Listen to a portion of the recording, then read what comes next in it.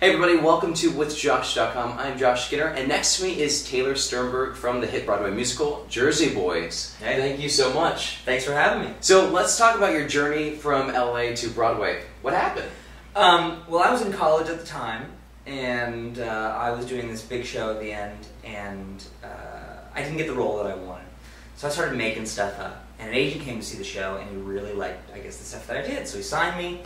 And I was working with a group in Los Angeles called Comedy Sports, which another interviewer person, Lauren Pritchard, was on as well. And I was working at the summer camp there, and I got an audition for Jersey Boys. And I really didn't know about it, and I go, oh, Jersey Boys, oh, whatever. So I go to the audition in LA. Now, what year was this? I graduated college in 2006. So this was He's like... a baby. Yeah, I'm a child. So I went to the audition, and I sang my song and did my side, and they said, great, thank you very much, and I went away. Drove back to the Comedy Sports camp, which was about 70 minutes outside of Los Angeles, so you drive in LA traffic, and I get a call back a few days later, so I drive back from you know, the middle of nowhere LA into LA, and I do my audition again for the creative team there, the director or whatever, and it was an all-day affair. I danced in the morning. Sorry, I sung, they had sent me about, 30 pages of sides and 8 songs, so it was a lot of material. How do you memorize 30 pages of sides? You don't. Songs? Okay. You That's take crazy. You take the stuff that you think that they'll ask for, and then it's obviously not the stuff that they ask for, and then you hold the page. So I did all that, and they said, great, we want to see you in New York, and I go, oh my god, now this was my first audition out of college, so I'm going nuts. So I go to New York, and they dance us all morning, and I see, my audition song was Del Shannon's Runaway, and they, so I'm in the room, and we're dancing, and I see this guy, and I had seen this show called Bat Boy when I was much younger, and this guy named Devin May was the lead of it. He was this big star, and I was kind of starstruck, and I was like, oh my god, Devin May is there. So I go up to him and I go, hey Devin, this means nothing to you, man, but I think you're really cool, and I saw you in Bat Boy, it was great. And he goes, alright man, thanks, we'll see if we can get this job and make some money together. And I go, alright, Devin May's a dude, So we're all in the elevator going down, and I'm going to have my meeting at the end. And Devin's in there, and he's got his guitar. And I go, oh, I'll talk to Devin.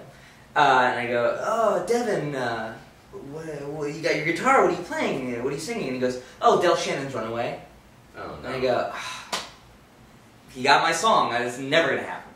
So we all leave, and I go, okay, whatever. So I come back from my singing call. And I go in the room, and I sing my song, and I do my scene, and... You sang the same song? I sang Del Shannon's Runaway, okay. Yes. And then I did my scene, and I was doing this character who was kind of naive and jokey, and ha ha ha, a lot of smiley, and the whole creative team was there. Bob Gaudio was there, the producers were there, everybody was there. So, me, I'm like, so at the end of the whole thing, the director gets up and he goes, excuse me, to the entire casting director, and he puts his arm around me and he goes, just to let you know, when we skydive, they tell you to smile to protect your face from the wind. When we act and we smile, smiling often protects our face from showing emotion, so watch that. So I go, okay. So I walk out of the room and I go, does that mean I got it? I didn't get it? I didn't know. So, as an actor you go, you know what? I didn't get it. Move on to the next thing. Well, for my kind of end of college graduation thing, I went to Europe, and my plane was the next day after my audition. So I flew from New York, 2-hour layover, and then from LA to London. So I get to London, and I'm there for a few days, and I think, okay, I gotta see some theater in New York. So I went and saw Mamma Mia. So I'm in Mamma Mia, and I had my phone with me, and I turned it off, and at intermission, there's a voicemail. And I go, okay. So I call it, and I listen to it, and it's my agent. He says, we're offering you the role of Swing on the Jersey Boys, first national tour of Jersey Boys. So I go, oh my god, this is it. So I turn to the guy next to me in my seat, and I go, "Oh, this means nothing to you, but I got this big Broadway show. I'm really excited." And he goes, "Oh, good for you. Very nice voice." and I go, "Oh, what's this thing called? Jersey Boys?" And he goes, "Good, great." So I'm watching the rest of the show, and I'm like, I love Mamma Mia. This is great. And I'm walking on the street of London afterwards, and I get into the tube to go back to my hotel. And there's these 3 girls who are in the elevator, and they're speaking with an American accent. I said, "Oh, I'll talk to these girls." So I'm talking to them, and they start talking about Chicago, where there's a lot of great improv. So I go, "Oh, great improv in Chicago, blah, blah, blah, blah." And this one girl gets the idea that I was hitting on them, and of course I was. And she goes, "Oh, what are you, an aspiring actor?" And as the elevator doors open, I walk out, and I go, "Not anymore."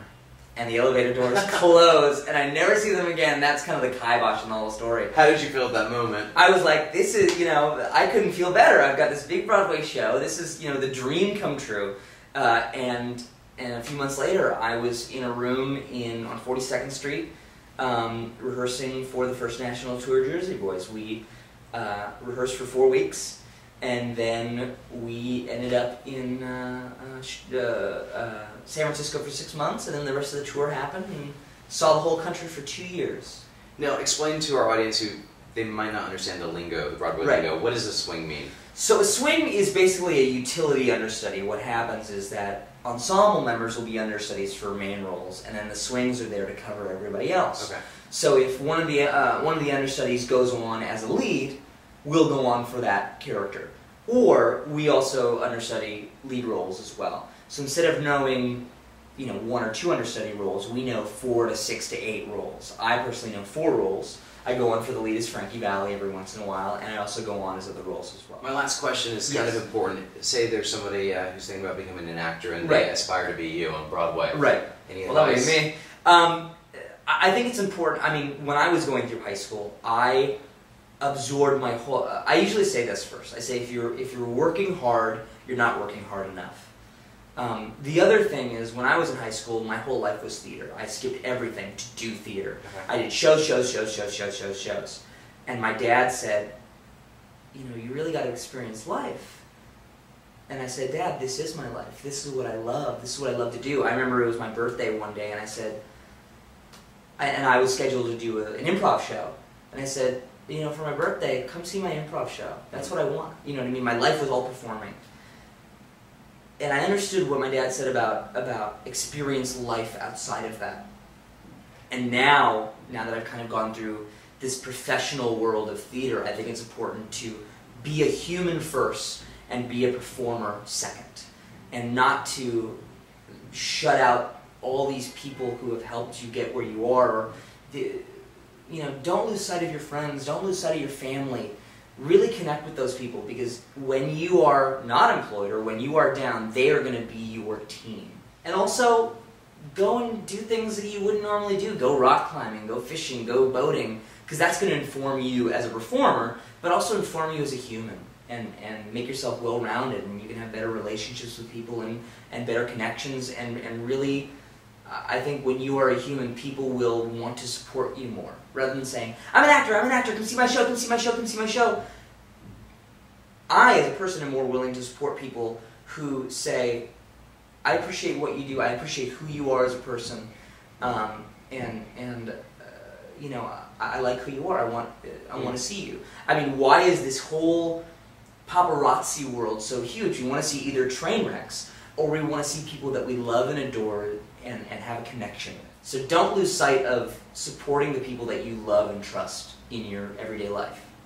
I think it's the most important thing. You're a good guy. Thank you very much. So if you want more information on Taylor Sternberg, check out his website, taylorsternberg.com. Follow him on Twitter. He's got 2 accounts. Or go to Broadway and see Jersey Boys. Yeah, you can go check us out. We have jerseyboysinfo.com. Okay. You find out all about this, multiple Jersey Boys companies.